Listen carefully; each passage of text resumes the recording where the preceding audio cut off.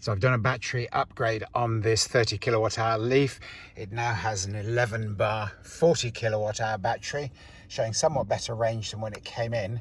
One of the beauties with these translator kits is that you can elect to have an 80% charge limit on the AC charging, as well as being able to control the maximum input power of DC charging on CHAdeMO.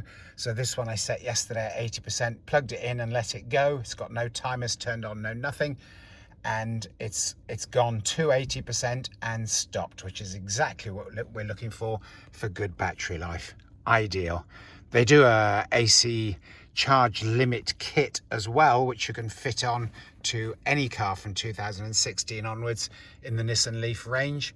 And later on, should you change the battery to a bigger or better battery, it's entirely possible just to reflash the computer that's within the translator kit, in the AC charge limit kit, and then that will become a translator kit and you get the best of both worlds for just a quick reflash.